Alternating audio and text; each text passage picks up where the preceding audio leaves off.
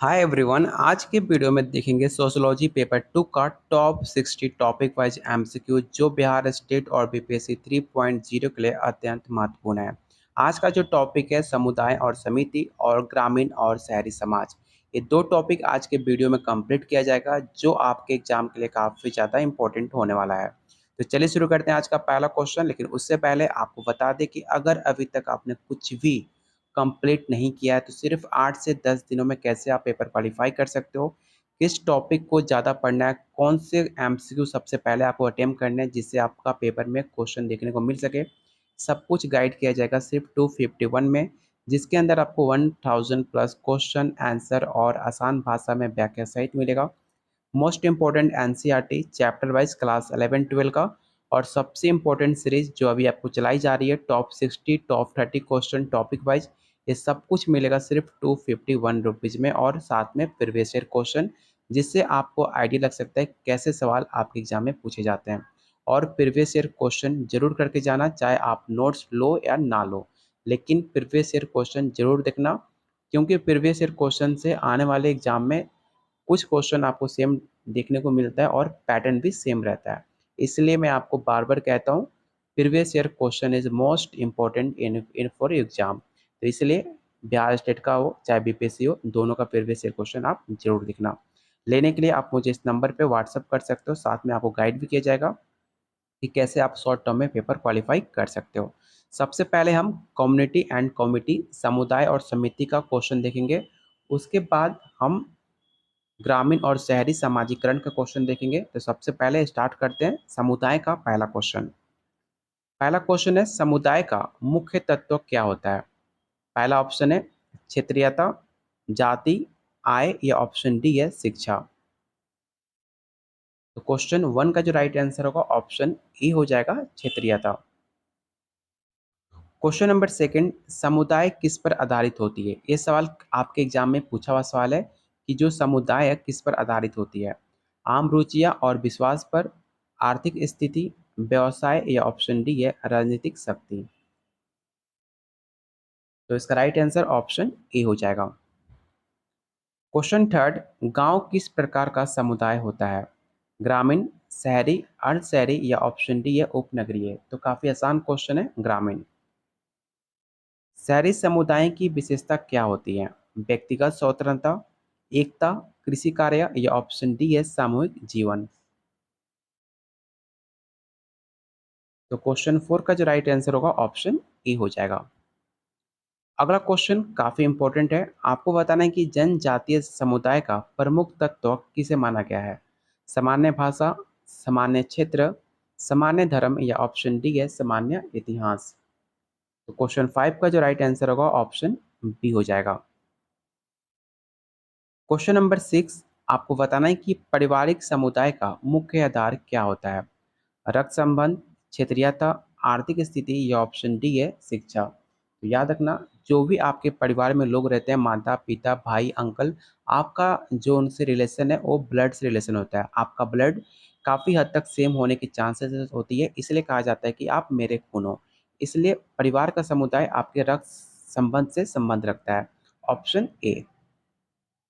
Question number seven, समाज का सबसे छोटा सामुदायिक इकाई कौन सा है। गांव, परिवार, नगर, या ऑप्शन डी है राष्ट्र। तो सबसे छोटा इकाई माना जाए तो परिवार होता है, उसके बाद आपका गांव होगा, उसके बाद नगर होगा और उसके बाद आपका राष्ट्र होगा। तो इसे सही क्रम में सजाने के लिए भी कहा जा सकता है कि आप छोटे से ले बड़े इकाई को एक क्रम में सजाइए। तो आप ऐसे सजा सकते हो। ऑप्शन इसका बी राइट आंसर होगा। क्वेश्चन नंबर एट जो कि काफ़ी इंपॉर्टेंट है, इसे मैंने पहले भी क्वेश्चन में कंप्लीट कराया था और मैंने आपसे कहा भी था कि इस क्वेश्चन को आप वीवीआई क्वेश्चन टिक आउट कर लो। अगर आप इसका आंसर बता पा रहे हो तो आपकी तैयारी काफ़ी अच्छी, आपका फोकस सिर्फ आपको पढ़ाई पे है। लेकिन अभी भी इसका आंसर आप नहीं बता पा रहे हो तो मुझे काफ़ी दुख होगी, क्योंकि मैंने सवाल कई बार आपको करा चुका हूँ और मैंने आपसे हर बार कहता हूँ कि ये सवाल काफ़ी इंपॉर्टेंट है। तो बस उम्मीद यही है कि आप लोग सब कोई इसका आंसर सही बताओगे। ये प्राइमरी ग्रुप की अवधारणा सबसे पहले किसने दी है। कॉल मार्क्स ने, एमिल दुर्किम, चार्ल्स कुले, या ऑप्शन डी है मैक्स वेबर। तो इसका राइट आंसर ऑप्शन सी हो जाएगा। क्वेश्चन नंबर 9, समुदाय और समाज के बीच मुख्य अंतर किसे माना जाता है? आर्थिक स्थिति को, धार्मिक विश्वास को, संबंध की निकटता या ऑप्शन डी है राजनीतिक संरचना। तो इसका राइट आंसर ऑप्शन सी होगा, संबंध की निकटता। क्वेश्चन नंबर 10, आपको बताना है कि गमाई इन सॉफ्ट और गेसोल्ट सॉफ्ट में क्या अंतर है, दोनों में क्या संबंध है, आपको ये बताना है। मार्क्स, वेबर, नहीं, आपको देखो क्वेश्चन क्या पूछ रहा है। क्वेश्चन पूछ रहा है गमाइन सॉफ्ट और गेस सॉफ्ट के सिद्धांत में संबंध किससे है? मार्क्स से है कि वेबर से, या ऑप्शन सी है टॉनिस, या ऑप्शन डी है दुर्किम। तो याद रखना, इसका संबंध आपके टॉनिस से है, ऑप्शन सी। क्वेश्चन नंबर 11, किस सिद्धांत के अनुसार समुदाय प्राकृतिक रूप से बनता है? पहला ऑप्शन है तर्कसंगत चुनाव सिद्धांत, जैविक सिद्धांत, सामाजिक अनुबंध सिद्धांत, या ऑप्शन डी है कार्यात्मक सिद्धांत। तो क्वेश्चन 11 का राइट आंसर ऑप्शन बी होगा। क्वेश्चन नंबर 12, शहर के बाहरी क्षेत्र को क्या कहा जाता है? क्या उसे हम उपनगर कहते हैं, ग्रामीण क्षेत्र कहते हैं, नगर, या ऑप्शन डी है महानगर। तो जो भी आंसर टिक आउट कर रहे हैं महानगर, याद रखना उसे हम उपनगर के नाम से जानते हैं, ऑप्शन ए। ऐसे ही आसान क्वेश्चन आपको एक नंबर फ्री में काट सकते हैं, इसलिए आप जितना प्रैक्टिस करोगे उतना आपके लिए बेटर रहेगा। और आपके एग्जाम में सिर्फ एक हफ्ते का टाइम बचा हुआ है, तो सिर्फ एक हफ्ते अपने आप पर टाइम दो, बिल्कुल भी गर्लफ्रेंड बॉयफ्रेंड हस्बैंड वाइफ सबको स्किप करो, सिर्फ आपका फोकस आपके एग्जाम पे होना चाहिए। अगर ये सिर्फ 7 दिन अपने आप को दे दो, आपका लाइफ काफ़ी चेंज हो जाएगा। बाद में आप एक हफ्ते बाद जितना हो सके प्यार जता लेना, लेकिन एक हफ्ता प्यार बिल्कुल बंद करो और सिर्फ अपने पढ़ाई से प्यार करो, काफ़ी आपका लाइफ चेंज हो जाएगा, ये मेरी गारंटी है। तो क्वेश्चन 12 का राइट आंसर ऑप्शन ए को टिक आउट करना, इसे आप याद रखना। क्वेश्चन नंबर 13, आपको बताना है कि किस प्रकार के समुदाय में उच्च स्तर का भौगोलिक गतिशीलता होती है? ग्रामीण में, शहरी, जान जाती है, या ऑप्शन डी है अर्ध शहरी। तो क्वेश्चन 13 का राइट आंसर ऑप्शन बी होगा। किस प्रकार के समुदाय में सामाजिक नियंत्रण का मुख्य साधन कस्टम्स होते हैं? शहरी, ग्रामीण, औद्योगिक, या ऑप्शन डी है वैश्विक। ये सवाल काफ़ी इंपॉर्टेंट है। क्यों इंपॉर्टेंट है? क्योंकि ये सवाल आपके मध्य प्रदेश सोशियोलॉजी पेपर 2 में पूछा गया था, इसलिए मैंने इस क्वेश्चन को वीवीए क्वेश्चन टिक आउट किया है। और इसका जो राइट आंसर होगा ऑप्शन बी हो जाएगा। अगला क्वेश्चन, शहरों में समुदाय का सबसे महत्वपूर्ण तत्व किसे माना गया है? आर्थिक गतिविधियों को, सामाजिक मेलजोल को, या ऑप्शन सी है शिक्षा का स्तर, या ऑप्शन डी है आपका क्या है सांस्कृतिक गतिविधि। तो इसका राइट आंसर ऑप्शन ई हो जाएगा। अगला क्वेश्चन है समिति का मुख्य उद्देश्य क्या होता है? मनोरंजन, डिसीजन लेना, यात्रा, या ऑप्शन डी है शिक्षा। तो काफ़ी आसान क्वेश्चन है, चाहे कोई भी समिति हो, समिति इसलिए बनाई जाती है जो आपके समाज के लिए, चाहे आपकी फैमिली के लिए सही डिसीजन ले सके। तो ऑप्शन इसका बी राइट आंसर होगा। अस्थाई समिति का एक उदाहरण क्या है? खेल समिति, वित्त, यात्रा, या ऑप्शन डी है सांस्कृतिक समिति। ये सवाल काफ़ी इंपॉर्टेंट है, आप लोग मैक्सिमम लोग गलती करोगे, लेकिन याद रखना जो भी आपकी अस्थाई कम्युनिटी होती है उस आपको एक वित्त समिति के रूप में माना जाता है, जिसे आप फाइनेंशियल समिति बोल सकते हो, फाइनेंशियल कम्युनिटी भी कह सकते हो, ऑप्शन बी। क्वेश्चन नंबर 18, आपको बताना है कि अस्थाई समिति किसे आप कहोगे? पहला ऑप्शन है जिसे अस्थायी रूप से बनाया गया हो, जिसे अस्थायी रूप से विशेष कार्य के लिए बनाया गया हो, जिसका कोई काम ना हो, या ऑप्शन डी जिसे कानूनी मान्यता ना हो। तो ऑप्शन इसका बी राइट आंसर होगा। क्वेश्चन नंबर 19, शासन की सबसे महत्वपूर्ण समिति कौन सी है?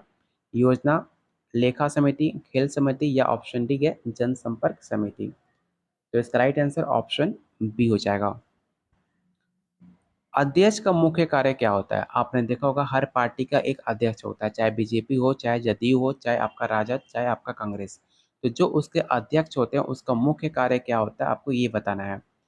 पहला ऑप्शन है समिति के सदस्य को बुलाना, ऑप्शन बी है समिति की बैठक की अध्यक्षता करना, या ऑप्शन सी समिति के डिसीजन को लागू करना या ऑप्शन डी समिति के बैठकों का आयोजन करना। तो याद रखना, समिति का जो अध्यक्ष होता है उसका मुख्य उद्देश्य होता है जो भी आपकी समिति कम्युनिटी है उसकी बैठक की अध्यक्षता करे और उसका सही डिसीजन ले। क्वेश्चन नंबर 21 आपको बताना है कि समिति के कामकाज की निगरानी कौन करता है। सचिव करता है, सदस्य करता है, अध्यक्ष करता है या को उपाध्यक्ष करता है। ये सवाल आपको कंफ्यूज कर सकता है, इसे याद रखना। क्वेश्चन 21 का राइट आंसर ऑप्शन सी हो जाएगा। सचिव की भूमिका क्या होती है? धन प्रबंधन, बैठकों की संचालन, अभिलेख करना या डिसीजन लेना। तो अगर आपने पंचायत वेब सीरीज देखी होगी तो उसमें आप काफ़ी अच्छी वेब सीरीज है, एग्जाम के बाद देख सकते हो। आपको बताना है कि सचिव की भूमिका होती क्या है। तो सचिव की भूमिका होती है अभिलेख करना, ऑप्शन सी। अस्थायी समिति का चुनाव कैसे होता है? पहला ऑप्शन है मनोनीत द्वारा, मतदान द्वारा, समसेवी द्वारा या ऑप्शन डी है स्वचालित रूप से। ये सवाल काफ़ी इंपॉर्टेंट है।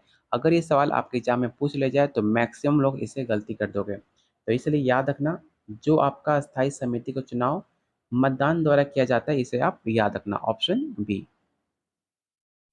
कार्यकारी समिति का मुख्य कार्य क्या होता है? धन संग्रह करना, नियम बनाना, प्रबंधन और संचालन या ऑप्शन डी सदस्यता बढ़ाना। तो इसका राइट आंसर ऑप्शन सी हो जाएगा। क्वेश्चन नंबर 25 आपको बताना है कि किस समिति का कार्य अनुसाधन और विकास पर होता है। वित्त समिति पर, योजना अनुसाधन या ऑप्शन डी है कार्यकारी समिति। तो क्वेश्चन 25 का राइट आंसर ऑप्शन सी हो जाएगा। कार्य समिति का मुख्य कार्य क्या होता है? नियम बनाना, कार्यान्वयन करना, निरीक्षण करना या ऑप्शन डी है समीक्षा करना। तो क्वेश्चन 26 का जो राइट आंसर होगा ऑप्शन बी हो जाएगा। देखने में क्वेश्चन काफ़ी आपको आसान लगेंगे, अरे कितना आसान क्वेश्चन है, लेकिन यकीन मानो अगर ये सवाल आपके एग्जाम में आ जाए तो मैक्सिमम लोग गलती करोगे, क्योंकि सेम क्वेश्चन आपके स्टेट में पूछे भी गए थे और मैक्सिमम लोगों ने इसका आंसर गलती किया था। तो कोई क्वेश्चन जब तक आप प्रैक्टिस नहीं करते हो तब तक आपको हार्ड लगता है, जब आप क्वेश्चन को प्रैक्टिस करने लगते हो तो क्वेश्चन आपके लिए आसान बन जाता है। इसलिए प्रैक्टिस मैक्स परफेक्ट, ठीक है। तो प्रैक्टिस जितना आप करोगे उतना आप परफेक्ट बनोगे। तो क्वेश्चन 27 आपसे पूछ रहा है कि किस समिति का कार्य वित्तीय लेन देन के लिए निरीक्षण करना होता है। लेखा समिति का, योजना समिति, कार्य समिति या ऑप्शन डी है नियम समिति। तो इसका राइट आंसर ऑप्शन ए हो जाएगा। क्वेश्चन नंबर 28 समिति का प्रस्ताव किससे संबंधित है? तो याद रखना, डिसीजन लेने की प्रक्रिया से संबंधित माना जाता है समिति का प्रस्ताव। समिति में वोटिंग का क्या महत्व है? पहला ऑप्शन है विवाद को हल करना, डिसीजन लेना, सदस्यता बढ़ाना या ऑप्शन डी है धन संग्रह करना। तो वोटिंग का मतलब होता है डिसीजन लेना, जो भी वोटिंग के किसी पक्ष में जाए, जिसके पक्ष में ज़्यादा वोटिंग होती है वो डिसीजन लेने निर्णय होता है। ऑप्शन इसका बी राइट आंसर होगा। क्वेश्चन नंबर 30 किस समिति का मुख्य उद्देश्य संगठन की नीतियों का निरीक्षण करना होता है?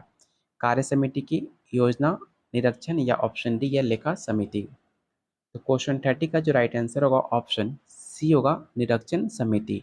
तो यहाँ पर आपका टॉप 30 क्वेश्चन कम्युनिटी एंड से आपका जो टॉपिक था कम्युनिटी उससे ही खत्म होता है। इसके बाद हम जो टॉपिक देखेंगे ग्रामीण और शहरी समाज, उनके उभरने वाले मुद्दे, ठीक है। लेकिन क्वेश्चन शुरू करने से पहले आप लोगों से रिक्वेस्ट है, जिन्होंने वीडियो को लाइक नहीं किया तो प्लीज़ वीडियो को लाइक जरूर करना, क्योंकि मेरा हमेशा फास्टिंग रहता है ट्यूसडे को, फिर भी आप लोग के लिए फिर भी मैं 4 से 5 घंटे टाइम लगते हैं क्वेश्चन को बनाने में, सब कुछ करने में, फिर भी मैंने हर चीज़ आपके लिए करता हूँ क्योंकि एग्ज़ाम काफ़ी पास है। मैं चाहता हूँ कि मैक्सिमम लोग स्टेट क्वालीफाई करो, बीपीएससी क्वालीफाई करो।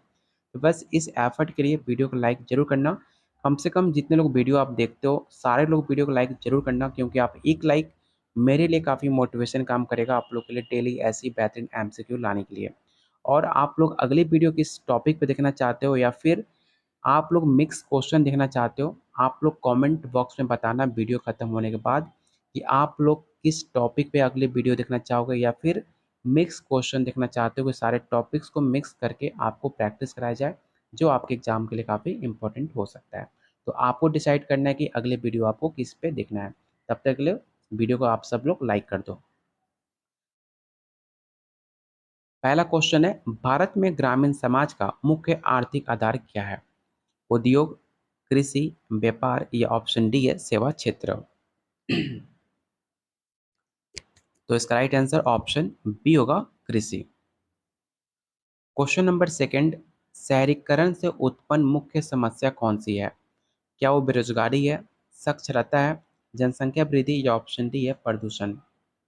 ये सवाल आपको कंफ्यूज कर सकता है क्योंकि शहरीकरण में बहुत सारी मुख्य समस्या है, जैसे कि बेरोजगारी भी हो सकती है, साक्षरता नहीं कह सकते हो, जनसंख्या में वृद्धि कह सकते हो, प्रदूषण कह सकते हो। लेकिन अगर आप बीपीएससी की तैयारी कर रहे हो तो आपके पास एक ऑप्शन रहेगा ई, मतलब एक से अधिक का ऑप्शन। तो आप इसका आंसर बीपीएससी वालों ऑप्शन ई को टिक आउट करना। लेकिन अगर आप बिहार स्टेट की तैयारी कर रहे हो तो आपके पास चार ही ऑप्शन है और चार ऑप्शन में से किस ऑप्शन को चुनोगे आपको ये बताना है, जो कि आपको काफ़ी कंफ्यूज कर सकता है। तो याद रखना, प्रदूषण आज के टाइम पे सबसे बड़ा मुद्दा है शहरीकरण के लिए। तो प्रदूषण आप इसका राइट आंसर मानना ऑप्शन डी। ग्रामीण क्षेत्रों में गरीबी उन्मूलन के लिए कौन सी योजना मुख्य रूप से लागू की गई है? मनरेगा, स्वच्छ भारतीय अभियान, प्रधानमंत्री आवास योजना या ऑप्शन डी है स्टार्टअप इंडिया। आपको प्योर करेंट क्वेश्चन देखने को मिलेंगे, ऐसा नहीं कि मैं काफ़ी पुराना क्वेश्चन प्रैक्टिस करा रहा हूँ। ऐसे क्वेश्चन जो आपके एग्जाम के लिए आ सकते हैं, सेम आपको वैसे क्वेश्चन कराए जाते हैं। इसके लिए नहीं कि मैंने इसे कहीं कॉपी पेस्ट कर लिया और क्वेश्चन आपको करा दिया। ये सिर्फ ऐसे क्वेश्चन है जो प्रेजेंट में आपके एग्जाम में सवाल पूछे जा रहे हैं, चाहे अदर स्टेट हो चाहे आपका बिहार हो। वहाँ से आपको क्वेश्चन को लेकर आता हूँ और आपको प्रैक्टिस कराता हूँ और सेम पैटर्न पे आपको और क्वेश्चन बनाते हैं जिसके आपके एग्जाम के लिए बेनिफिशियल हो। इसलिए मैं आपको कहता हूँ कि सब कुछ करने में 4 से 5 घंटे लगते हैं। तो इस 4-5 घंटे के लिए आप वीडियो को एक लाइक करते हो। सिर्फ आपको एक लाइक करना है जिससे मुझे काफ़ी खुशी होगी आप लोग के लिए। तो क्वेश्चन थर्ड का राइट आंसर क्या होगा? तो ऑप्शन आपका ए राइट आंसर होगा मनरेगा। शहरी क्षेत्रों में झुग्गी झोपड़ी बस्तियों की समस्या को हल करने के लिए कौन सी योजना शुरू की गई थी? स्मार्ट सिटी योजना, प्रधानमंत्री आवास योजना, अमृत योजना या ऑप्शन डी है हाउसिंग फॉर ऑल। ये सवाल काफ़ी इंपॉर्टेंट है, इसे आप विवेक क्वेश्चन टिक आउट करना। याद रखना, बहुत सारे ऐसे लोग हैं जो झुग्गी झोपड़ी में रहते थे। प्रधानमंत्री नरेंद्र मोदी ने उन्हें प्रधानमंत्री आवास योजना के अंदर लाकर उन्हें पक्की घर दी थी। तो ऑप्शन इसका बी राइट आंसर होगा। क्वेश्चन नंबर 5 है, भारत में शहरी क्षेत्रों का प्रमुख पर्यावरणीय मुद्दा क्या है? काफ़ी इंपॉर्टेंट क्वेश्चन है, इस क्वेश्चन को आप जरूर याद रखना। पहला ऑप्शन है भूमि क्षरण, जल संकट, वायु प्रदूषण या ऑप्शन डी है वनों की कटाई। देखो, आज के टाइम पे सबसे इम्पोर्टेंट है वायु प्रदूषण। प्रदूषण इतना फैल रहा है वायु में, आप देख रहे हो कि हर घर में गर्मी के टाइम में एसी लगा हुआ है। इतने सारे पॉल्यूशन रोड पे, इसी वजह से इतनी गर्मी पड़ रही है, 45-50 तक डिग्री पहुंच गई है। सब कुछ हो रहा है वायु प्रदूषण से। वनों की कटाई भी एक काफ़ी बड़ा मुद्दा है कि जितने भी वृक्ष आप काट रहे हो उससे काफ़ी ज़्यादा प्रदूषण फैलेगा, उतने ही आपके टेम्परेचर हाई होंगे। इसलिए आपको एसी ना लगाकर वृक्ष रोपण करनी चाहिए। जितना आप वृक्ष रोपण करोगे उतना आपके एनवायरनमेंट के लिए काफ़ी ज़्यादा इंपॉर्टेंट होगा। इसलिए मैंने आज तक अपने रूम में एसी तक नहीं लगवाया, क्योंकि एसी एक लगाने से काफ़ी लोगों को नुकसान होता है। आप पैसे वाले हो, आप एसी लगा सकते हो, लेकिन जो गरीब है उन पे क्या जुल्म होगा, उन पे कितनी टेम्परेचर हावी होगा, ये सिर्फ अपने बारे में सोचने की टाइम नहीं है, सब समाज के लिए सोचना चाहिए। तो क्वेश्चन 5 का जो राइट आंसर होगा ऑप्शन आपका सी होगा, वायु का प्रदूषण। अगर बीपीएससी की तैयारी कर रहे हो तो आप इसका आंसर ई टिक आउट करना एक से अधिक, क्योंकि उसमें आपका वायु प्रदूषण, वनों की कटाई और जल संकट ये तीनों आ सकता है। क्वेश्चन नंबर 6 है, ग्रामीण समाज में पंचायत प्रणाली को शुद्ध करने की कौन सा संविधान संशोधन लागू किया गया था? 42वां संशोधन, 73 संशोधन, 86 या ऑप्शन डी 91 संशोधन? तो इसका राइट आंसर ऑप्शन बी हो जाएगा। शहरी क्षेत्रों में बढ़ती अपराध दर को एक प्रमुख कारण क्या है? एजुकेशन में कमी, बेरोजगारी, गरीबी या ऑप्शन डी है सामाजिक असमानता? देखो, ये बहुत सारे रीजन हो सकते हैं। बीपीएससी वाले इसका आंसर ए टिक आउट करेंगे, लेकिन जो बिहार स्टेट वाले हैं इसका answer option D tick out कीजिएगा, सामाजिक असमानता, ऑप्शन डी। ग्रामीण समाज में सबसे बड़ा स्वास्थ्य मुद्दा क्या है? मधुमेह, हृदय रोग, कुपोषण या ऑप्शन डी है कैंसर? ये सवाल काफ़ी इंपॉर्टेंट है, इसे आप विवेक क्वेश्चन टिक आउट करना और इसका राइट आंसर ऑप्शन सी हो जाएगा, कुपोषण। अगला क्वेश्चन है, शहरीकरण का एक और सकारात्मक प्रभाव क्या है? ट्रैफिक जाम, रोजगार का अवसर, या ऑप्शन सी है जनसंख्या वृद्धि, या ऑप्शन डी है जल संकट। तो सबसे ज़्यादा एक पॉजिटिव बात कह सकते हो ग्रामीण और शहरीकरण में, कि शहरीकरण में आपका बहुत सारे रोजगार के ऑफर मिलते हैं, बहुत सारे प्राइवेट कंपनियां हैं, छोटे छोटे उद्योग हैं, जहाँ पे आप जॉब कर सकते हो, वहाँ पे अपना इनकम जनरेट कर सकते हो। लेकिन ग्रामीण में आपके लिमिटेड सोर्सेज हैं, आपका खेती है, बहुत छोटे ऑप्शन है जिसे आप करके अपना इनकम जनरेट कर सकते हो। इसलिए शहरीकरण में एक प्लस पॉइंट है रोजगार के अवसर, इसलिए इसका जो राइट आंसर होगा ऑप्शन बी हो जाएगा। भारत में ग्रामीण क्षेत्रों के लिए सबसे बड़ा विकासात्मक कार्य कौन सा है?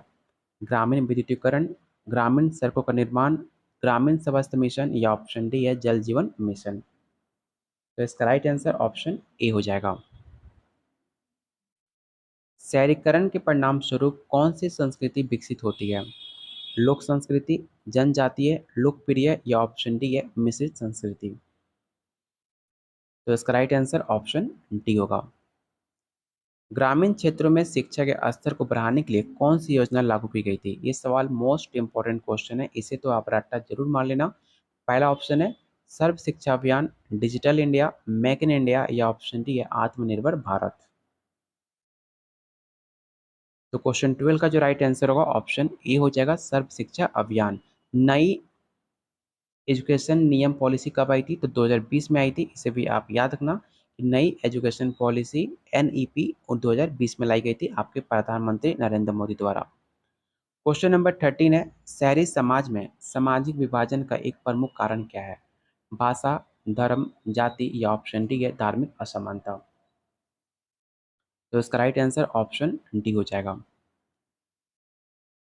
क्वेश्चन नंबर 14, ग्रामीण महिलाओं के सशक्तिकरण के लिए कौन सी योजना लागू की गई थी?